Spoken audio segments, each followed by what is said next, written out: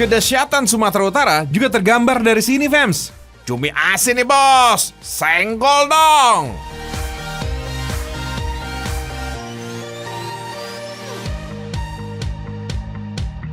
Siapa bilang anak kosan yang keuangannya lebih sering mirip kayak air bulan gak bisa makan kayak gini?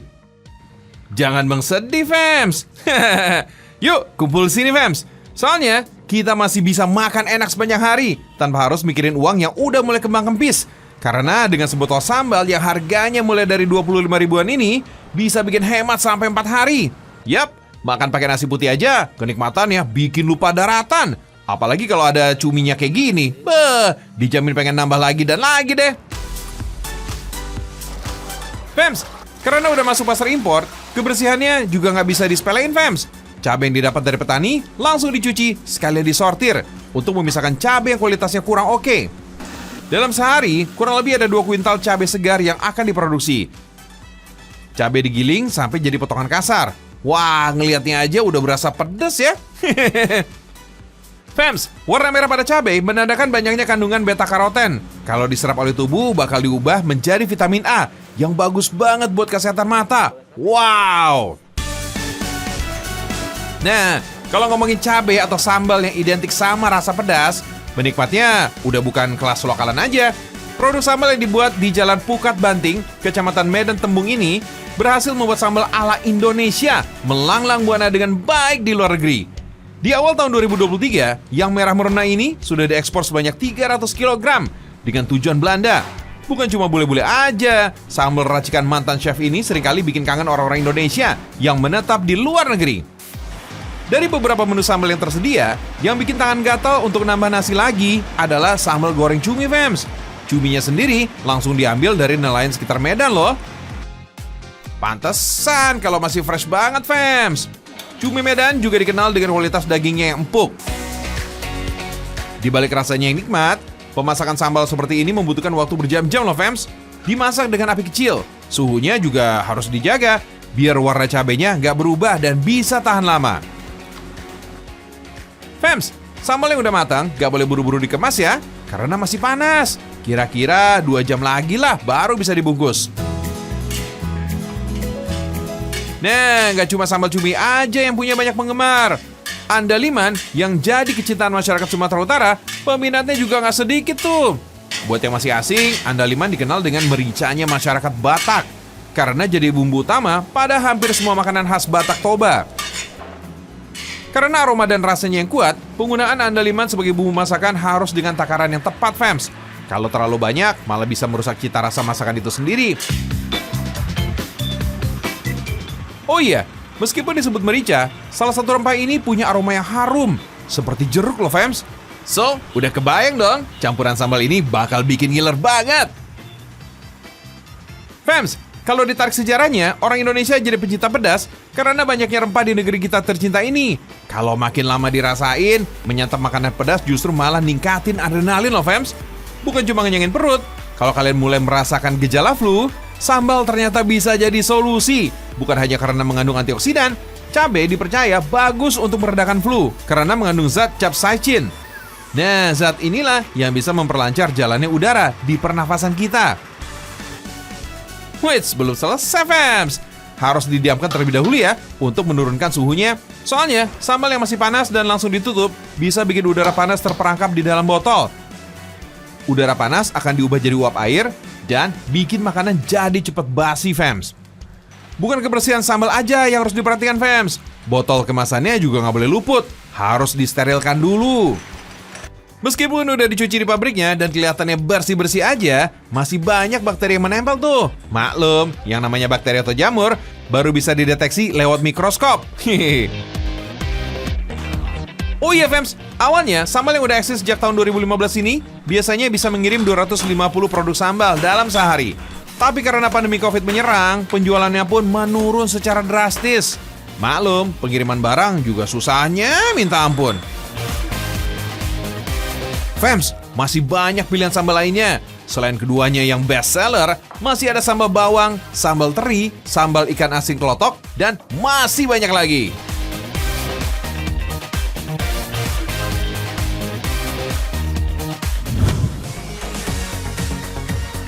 Fems, gak salah deh kalau ada yang bilang kota Medan adalah dapurnya Asia. Kuliner di sini memang sedap-sedap banget. Ada nih 2 jenis sate yang wajib kamu cobain kalau lagi ada di kota Medan. Nih, cek ya. Di Medan ada sate unik dengan bumbu Padang. Aneka sate mulai dari udang, cumi, sapi, kerang, ayam, dan tiram bisa kamu pilih. Proses pembakaran memang jadi ciri khas sate. Semakin hitam sate dibakar, sebenarnya jadi kurang sehat, walau rasanya tetap nikmat. Buat yang suka pedas-pedas ala sate Padang, pilihan bumbunya ada di sini. Kalau suka bumbu kacang juga ada kok. Langsung deh cobain, dijamin ketagihan. Masih dari Tanah Batak, Sumatera Utara, ada satu lagi kuliner sate yang istimewa, sate kerang. Kandungan protein yang cukup tinggi, kita nggak dianjurkan menyantap sate kerang berlebihan, apalagi kalau kolesterolnya tinggi. Soal rasa, sate kerang dari Medan enaknya nancep banget, fams. Oh iya, kerang yang dipakai adalah kerang darah. Semuanya masih segar loh, dengan ukuran yang cukup besar. Dalam satu hari, 50-100 kg kerang darah bisa diolah jadi sate di warung ini. Menjaga kebersihan bisa jadi kunci kelezatan sajian seafood. Pengolahannya juga harus benar. Habis dicuci bersih dan direbus, kerang darah kembali diproses sampai matang. Lalu, daging kerang dipisahkan dari cangkangnya. Lalu masak dengan bumbu khas yang pedas dan kaya rempah. Harum loh, fams. Kerang bisa langsung dimakan, walau nggak dibakar. Tapi bukan sate namanya kalau nggak ditusuk pakai lidi. Ukuran kerang yang besar, rasa yang gurih, dan bumbu yang tebal jadi jaminan kelezatannya. Cobain buruan!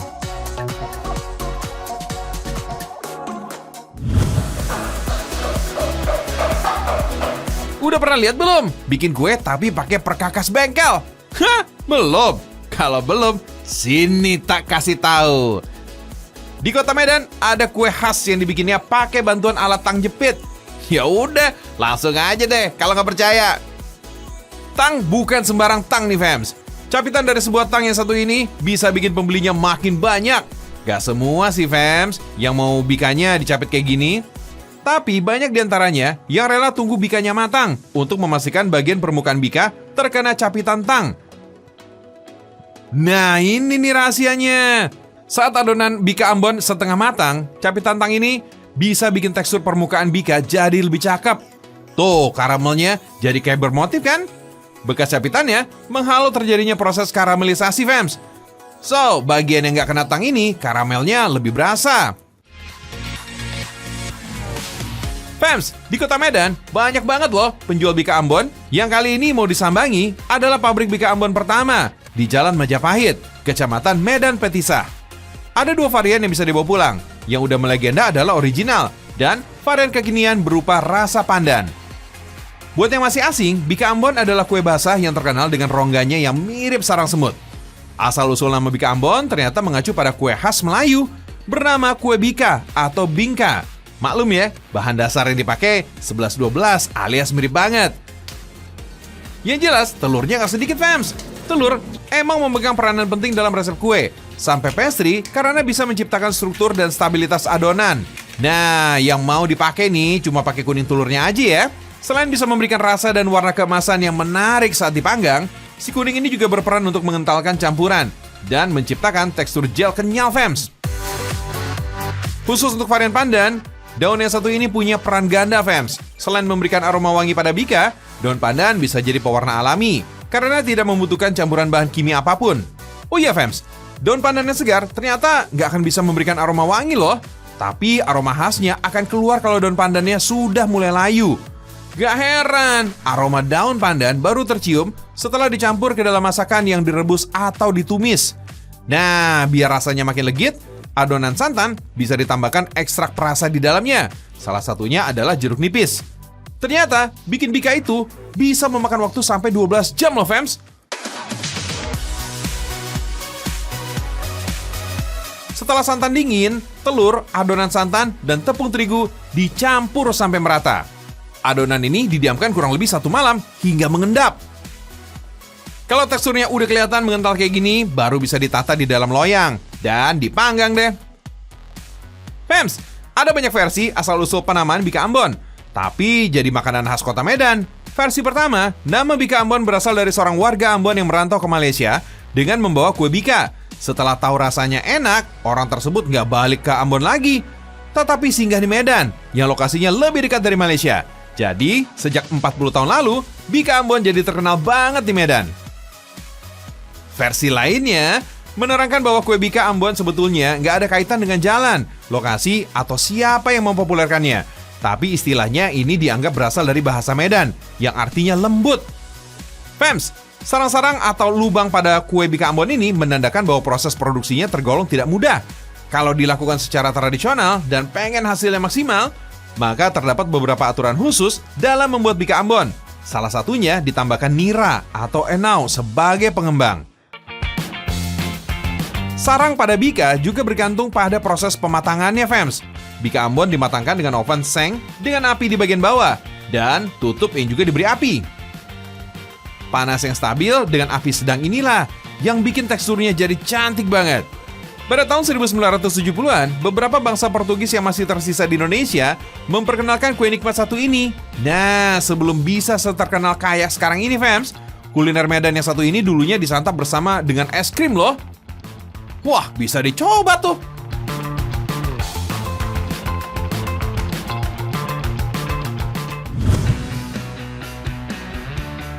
Fems, tahu nggak? Ada dua hal nih yang luput dari pantauan kita kalau ngomong soal Sumatera Utara. Pokoknya nggak kepikiran deh kalau hal-hal ini ada di sana. Yang pertama, Sumatera Utara punya pemandian air soda yang di dunia ini hanya ada di dua tempat. Yang pertama di Venezuela, benua Amerika. Dan yang satu lagi di Tarutung, Sumatera Utara. Berhubung yang di Venezuela udah nggak aktif lagi, maka jadilah air soda dari Tarutung satu-satunya yang aktif di dunia, Fems. Kolam soda di sini bisa bikin badan kita jadi segar loh, Fems. Wait, tapi jangan coba-coba ya. Kalian campur dengan es batu atau susu kental manis. Wah, air soda di sini bukan rasa manis rupanya. Kalau penasaran kenapa disebut air soda, coba lihat nih, gelembung-gelembung pada airnya. Mirip kayak soda kan, Fems? Pemandian air soda ini mulai dikelola secara serius sebagai objek wisata sejak tahun 1976 lalu, Fems. Ciri-ciri khusus pemandian air soda di sini, warna airnya nyaris kemerahan, Fems. Dalam bahasa setempat, disebutnya air rara atau air merah. Saat berendam di air soda, tubuh kita ini akan nampak berbusa dan terasa perih kalau kena mata. Rasa airnya bukan manis kayak air soda kemasan, tapi cenderung asin. Tapi meski disebut air soda, airnya nggak lengket di badan, Fems. Yang pasti berendam di sini nih bikin badan rileks dan hati tenang. Hahaha, mantap jiwa deh, Fems. Hihihi. Tempat kedua ini nggak kalah unik, Fems. Kurma biasanya identik dengan Timur Tengah kan ya? Tapi di Sumatera Utara ada loh kebun kurma yang bisa tumbuh dan berbuah. Salah satunya adalah di Tanah Karo, Sumatera Utara ini. Lokasi ini juga dijadikan tempat wisata kurma dengan luas kurang lebih 1,8 hektar dengan jumlah pohon 200 pohon. Jadi mulai sekarang nih, gak usah heran, fans, kalau jalan-jalan ke Tanah Karo, tapi oleh-olehnya kurma. Kayak orang pulang umroh kan? Kebun kurma Tanah Karo ini mulai ditanam sejak tahun 2016. Bibitnya ini berasal dari negara Inggris, yang merupakan hasil dari pengembangan kultur jaringan. Cukup memakan waktu sekitar 3 tahun aja nih, udah bisa tumbuh dan berbuah lebat. Bahkan, di 3 tahun pertamanya, kebun kurma ini mampu menghasilkan panen hingga 2 ton. Luar biasa kan? Kalau lagi musim panen atau ada kurma yang berbuah, pengunjung juga bisa memetik langsung buah kurmanya. Salah satu kesempatan yang wajib dicoba adalah memetik dan mencoba rasa kurma dari Tanah Karo ini. Karena jarang melihat pohon kurma di dataran tinggi, kebun kurma ini memang menjadi daya tarik para wisatawan, fans. Bahkan nih, meskipun masih hijau, kurma di sini juga udah bisa disantap. Oh iya, fans, kurma mempunyai manfaat yang bagus untuk membantu menjaga kesehatan tubuh, seperti menstabilkan gula darah, melancarkan pencernaan, bahkan bisa digunakan untuk program hamil untuk wanita. Karena kandungan vitamin C pada kurma ini dapat meningkatkan kualitas serta memicu gerakan agar lebih cepat mencapai sel telur. Intinya, meningkatkan kesuburan lah, fams. Kalau penasaran dengan adanya kebun kurma di Tanah Karo ini, cus, langsung aja datang ke sini.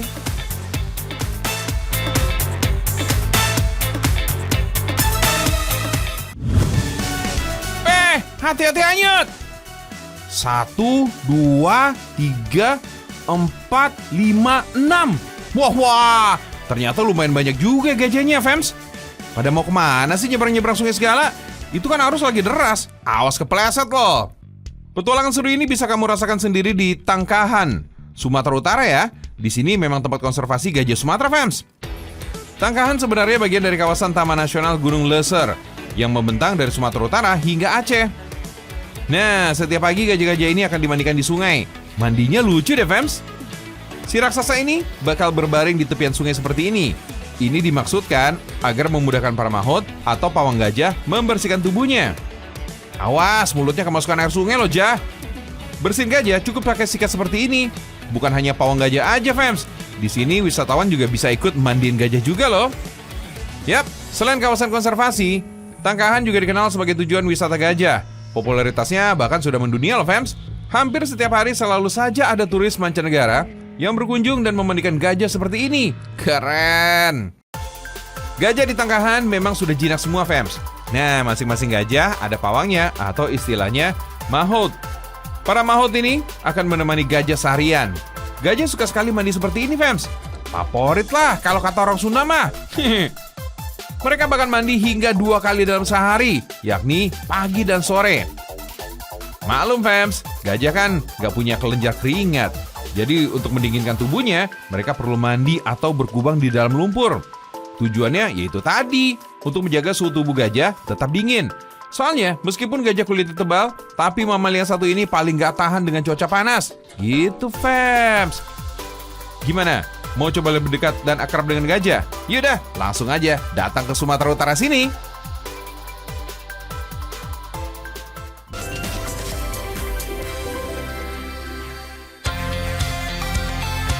Fams, ini dia yang ditunggu-tunggu kalau ada festival Jailolo. Apalagi kalau bukan acara masak dan makan ikan bersama-sama ini. Gak tanggung-tanggung, udah disiapin sekitar 2,5 ton ikan untuk acara ini loh. Wah, mantap. Buat masyarakat Jailolo di Halmahera Barat, ikan memang jadi santapan lauk favorit sekaligus sumber protein. Ini dia salah satu bentuk kecintaan masyarakat terhadap ikan, tergambar dalam acara tradisi gemar makan ikan ini.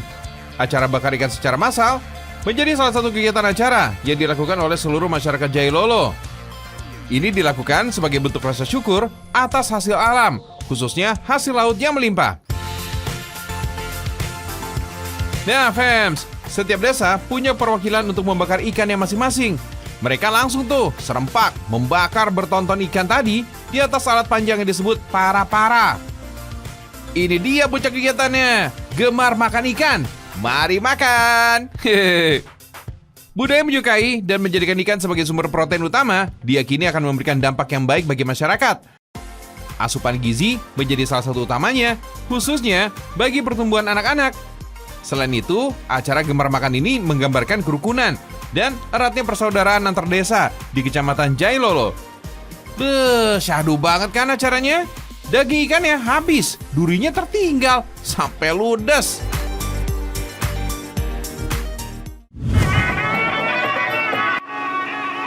Fams, rugi deh kalau belum merasakan sensasi Festival Teluk Jailolo. Festival Teluk Jailolo ini adalah yang ke-14-nya digelar di Kabupaten Halmahera Barat, Maluku Utara. Daya tariknya benar-benar luar biasa deh. Salah satu rangkaian acara yang keren adalah tradisi adat Orom Sasadu atau makan bersama di rumah adat. Fams, Orom Sasadu adalah salah satu upacara adat yang dilakukan masyarakat suku Sahu, Kecamatan Sahu Timur, Kabupaten Halmahera Barat. Orom Sasadu yang digelar setiap tahun setelah musim panen.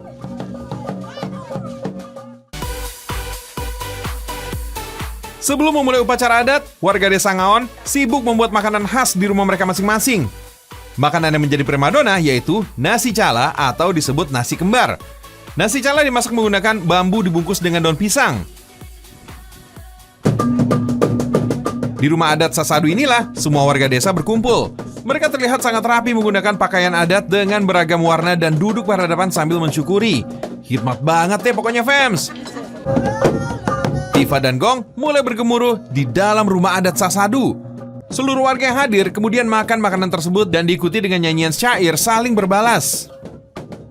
Makan adat atau Orom Sasadu itu setiap tahun itu kan kami di desa Ngaon dan khususnya suku Sahu itu tidak henti-henti karena itu secara terus-menerus oleh karena itu menyangkut persiapan itu dari awal kan kami sudah ada punya pertemuan antara masyarakat, tokoh adat, dan pemerintah desa.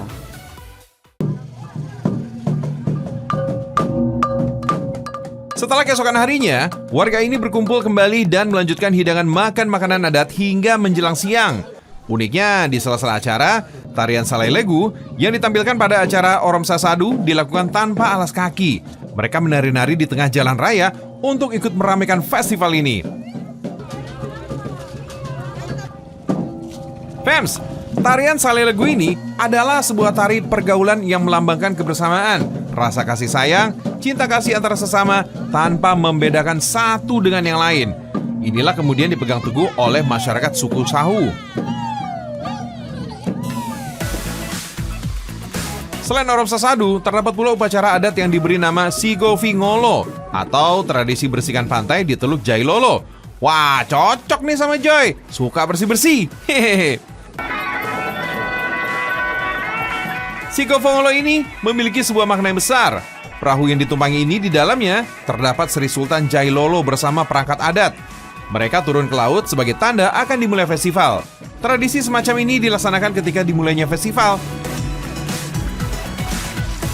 Deretan perahu ini biasanya disebut sebagai perahu kora-kora atau armada kapal perang. Perahu ini telah dihiasi dengan bendera ornamen warna-warni, mulai dari umbul-umbul hingga bendera.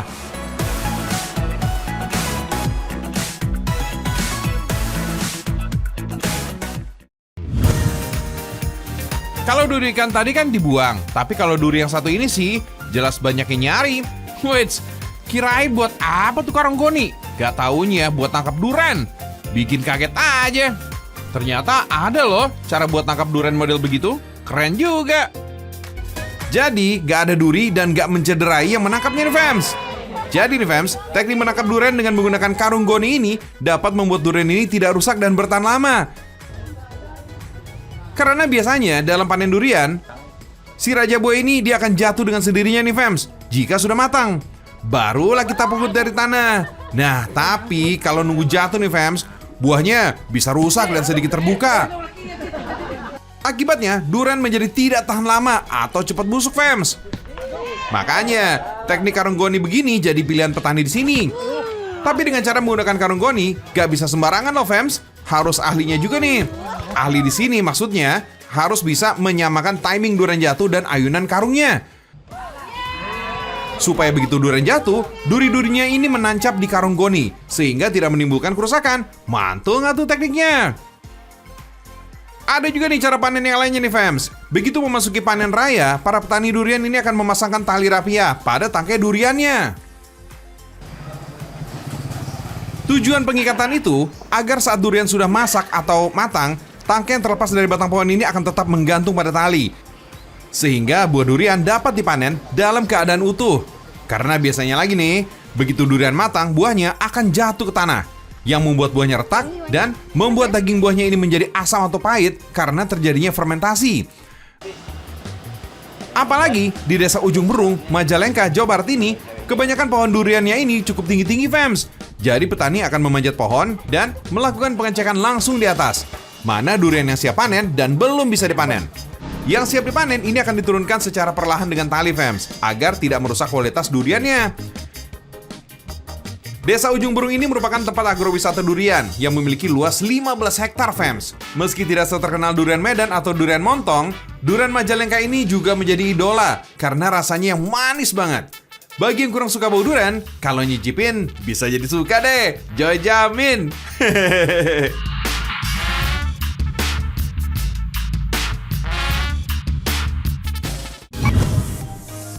Kalau si kaktus tanaman berduri ini pasti udah pada tahu dong. Kalau zaman now sih, kaktus banyak dibudidayakan dan dipelihara sebagai tanaman hias. Tapi udah tahu belum? Kalau ada kaktus yang sehari-hari sering kita makan, tapi kita nggak sadar, pasti banyak yang nggak ngeh nih. Yap, benar. Buah naga memang masih keluarga tanaman kaktus. Buah yang juga disebut dragon fruit ini berasal dari Meksiko dan Kolombia di benua Amerika sana. Kalau di Kolombia Utara, tanaman ini disebut sebagai pitahaya. Buah naga adalah salah satu dari 5 jenis kaktus yang bisa dimakan. Buah naga mulai dikenal di Indonesia pada pertengahan tahun 2000 dan mulai banyak dikembangbiakan pada tahun 2001 di daerah Pasuruan, Jawa Timur. Kalau sekarang sih fams, udah dikembangkan di berbagai daerah. Salah satunya di daerah Garut, Jawa Barat ini. Berlokasi di Bayongbong, Garut, Jawa Barat, terdapat perkebunan buah naga yang luas fams. Namanya Kebun Buah Naga Purnama. Kebunnya sendiri seluas 4,5 hektar dan yang ditanami pohon buah naga seluas 3,5 hektar fams. Hati-hatinya asar nih kalau main-main ke sini. Hehehe, canda deh.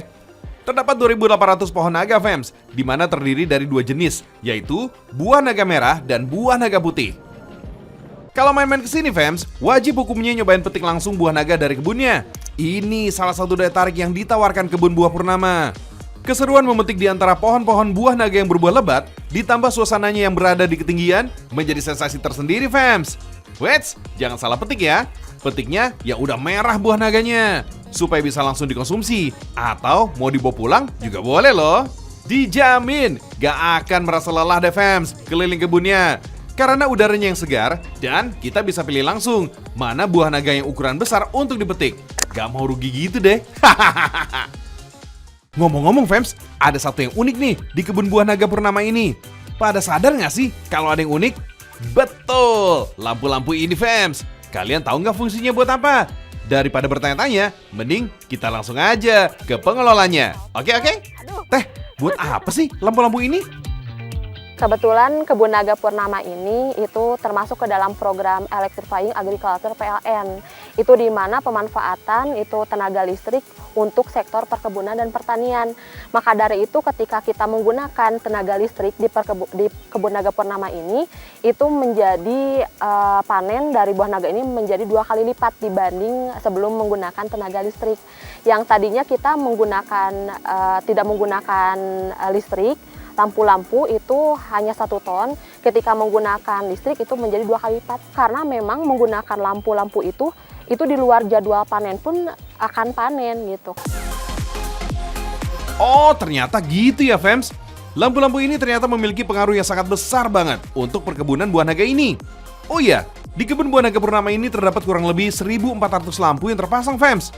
Karena 1 lampu dimanfaatkan untuk 2 pohon. Untuk lampu yang digunakan antara 8 sampai 10 watt. Dengan adanya lampu, selain untuk mengusir hama, juga membantu proses fotosintesis di malam hari fams. Kondisi lampu pun harus dicek berkala. Kalau ada yang mati pun harus segera diganti. Ada beberapa faktor yang membuat lampu mati, seperti memang sudah habis masa pakainya, konslet, atau kemasukan air. For your info nih fams, setelah dipanen, lampu akan dinyalakan sampai 20 hari ke depan. Tujuannya, memancing tunas baru untuk tumbuh. Lampu dinyalakan saat langit mulai gelap atau sekitar pukul 6 sore. Karena dampak positif dari lampu, membuat panen dapat dilakukan 50-55 hari saja. Yang seharusnya panen buah naga dilakukan pada bulan November sampai Maret, kini bisa sepanjang tahun fams. Mantap! Menarik untuk dikunjungi kan fams? Cus lah, langsung! Untuk tiket masuk cukup murah, hanya Rp10.000 saat weekday dan Rp15.000 untuk weekend. Gas pokoknya fams!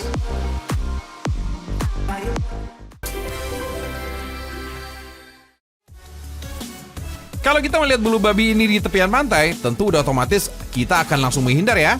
Soalnya, durinya bisa berbahaya kalau menusuk. Ada racunnya. Yih, seram.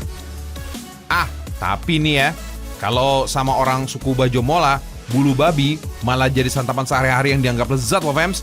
Bahkan, suku yang tinggal di Kabupaten Wakatobi, Sulawesi Tenggara ini mengolahnya jadi masakan yang lezat. Nama masakannya tumis kakumba dan loar babado. Tentu saja gak langsung dimakan fams. Kita bersihin dulu ya bulu babinya. Kemudian tumis semua bumbu biar rasa dan aromanya semakin nikmat. Selanjutnya masukin telur dan bulu babi rebus fams. Katanya bulu babi dapat meningkatkan daya tahan tubuh dan menurunkan berat badan loh. Mantap. Sekarang kita bikin loar babado. Kita tumbuk kelapa parut sangrai sampai setengah halus. Baru deh masukin bumbu lainnya. Katanya, parutan kelapa halus bisa meningkatkan fungsi otak dan mencegah anemia. Tingginya zat besi bisa memicu produksi sel darah merah dalam tubuh tuh. Jangan lupa air perasan jeruk nipis biar rasa amisnya hilang. Sekarang campur daging babadohnya fams. Siap disajikan deh. Dulu bulu babi dikenal juga dengan nama landak laut fams. Hewan yang ditemukan pada kedalaman kurang lebih 5 meter ini biasanya memiliki ukuran maksimal 12 cm. Duri-duri yang dapat digerakkan pada kulit landak laut ini berfungsi melindungi mereka dari serangan predatornya. Tapi harus hati-hati juga, fams. Hewan ini juga memiliki racun untuk melindungi diri. Binatang yang terbagi menjadi sekitar 950 spesies ini merupakan hewan yang aktif pada malam hari untuk mencari makan di sekitar karang. Katanya, banyaknya keberadaan hewan omnivora ini menjadi tanda rusaknya terumbu karang, fams. Tapi hewan ini juga menjadi tanda kalau tempat ini tidak tercemari logam berat.